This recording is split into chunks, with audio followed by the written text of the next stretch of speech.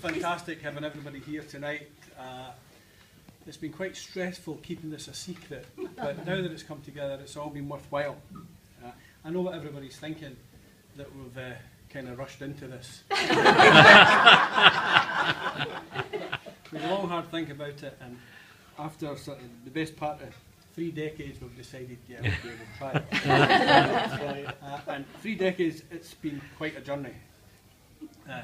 Anne and I have had a great time together, and the things that we've done, we've built our first house together, set up a business together, fostered a puppy together, which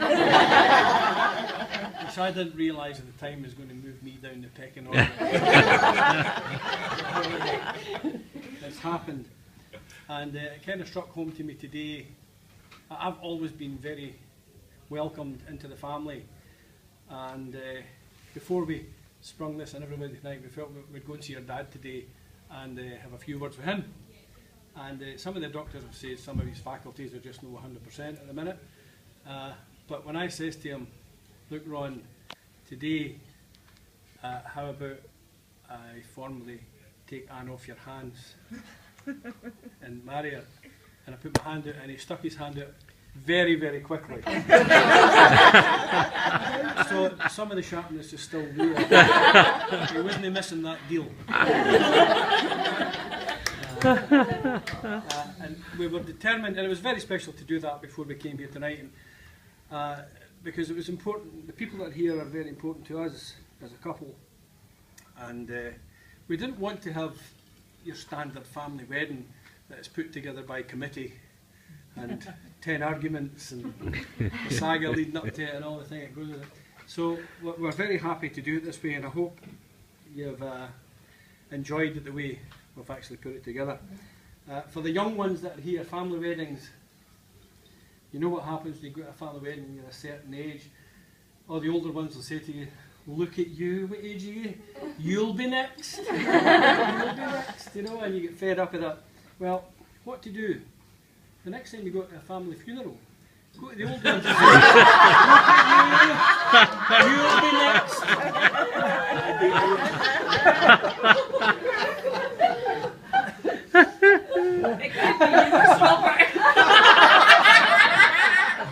And see how they Robert feel. is ripping up with us all.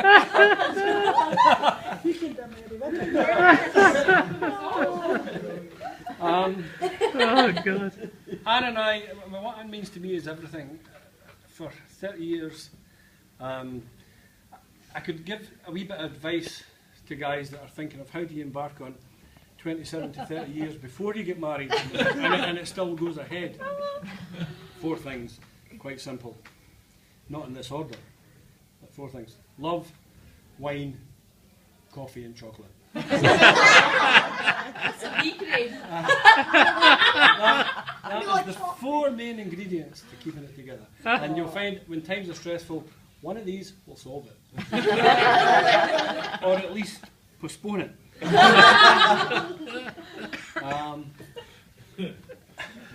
It's really great that everybody we asked to come said yes, and they said yes very quickly, which I'm pleased about, because we sent out all the emails, and within about 10 minutes, Anne says to me, well, nobody's come back.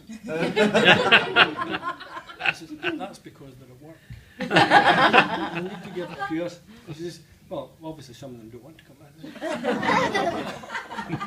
So it was a stressful time, and then suddenly all the emails started coming back. And to a person, everybody says, yeah, they're going to be there. And that told us something about our friends and family, and also told us something that we'd invited the right people.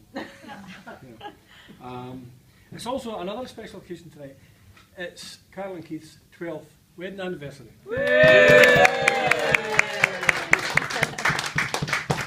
In Aberdeen, we like to keep things simple, so it's 1 present. So the 31st of May from every year is a big, big day. Big expensive day, actually. We'll never forget it, Robert. A birthday and 2 anniversaries. Yeah. And I'd like to take the opportunity to invite everybody here to come to our, we'll hold it here, our 50th anniversary in 2064, and I'll pay for it again. Well, no. Well, Sarah will Oh, be but there. you're 62nd anniversary. Keith will pay, we'll go halfers. One of the nice things about a wedding being sprung on you like that as it was today, I could see all the look on the guys' faces, especially thinking, great, we don't need to buy a wedding present. Another woman saying, oh, I've not got them anything, what are we going to do? Well, there's no such thing as a free lunch. So we're actually, we decided instead of having gifts, because we've been together so long, I don't think we don't need a toaster and things like that. We decided, how about we suggest that you might consider making a small donation to a charity, and we would make a donation to that charity. And we thought that would be a nice way of doing it, and a more productive way. And we looked at several charities, and one that was close to our heart was the Novino Research. And some of you may have heard of that. It's a fairly modern thing, and the people that suffer from it suffer from a disease called novinophobia, which is the fear of running out of wine. Put me in. Novinophobia, there are some people here that have suffered from this.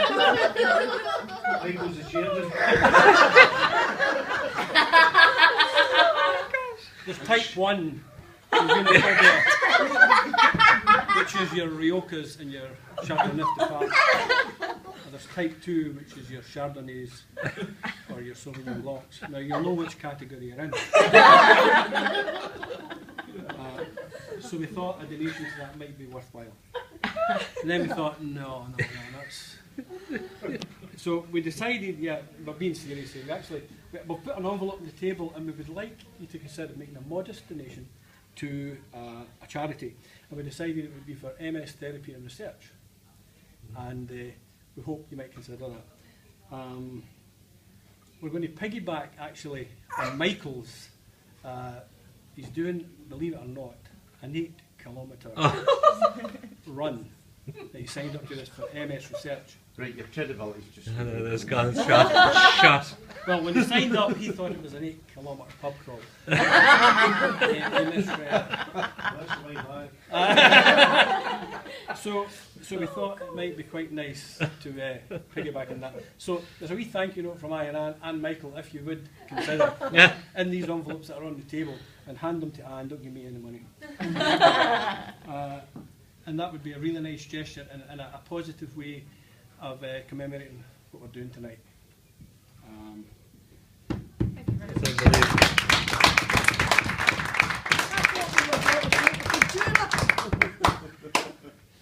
Now, Michael does suffer from the novinophobia. This camera is shaking here. That's novinophobia. And one of the many late drunken nights in Fuerteventura, some of the symptoms of novinophobia is they burst into tears or they get all melancholy. Michael bursts into song. And you may find later tonight, if you're lucky, I hope he does at some point, he bursts into spontaneous song. Uninvited. We've been thrown out of some of the best pubs in Fuerteventura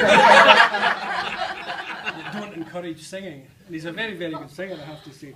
But for the toast, for Anne's birthday tonight, which is really what we're here for, the wedding was just a wee side issue. One of the songs that Michael sings, the words in the chorus, I felt, was really kind of summed up how we felt about tonight. And I've heard Michael sing it, and the words are, here's a health to the company, and one to my lass. Let's drink and be merry, all out of one glass. Let's drink and be merry, all grief to refrain, for we may or might never meet here again.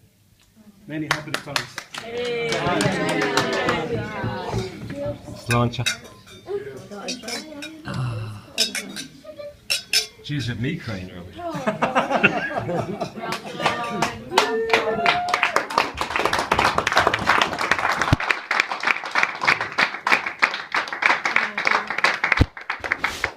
now I can crack.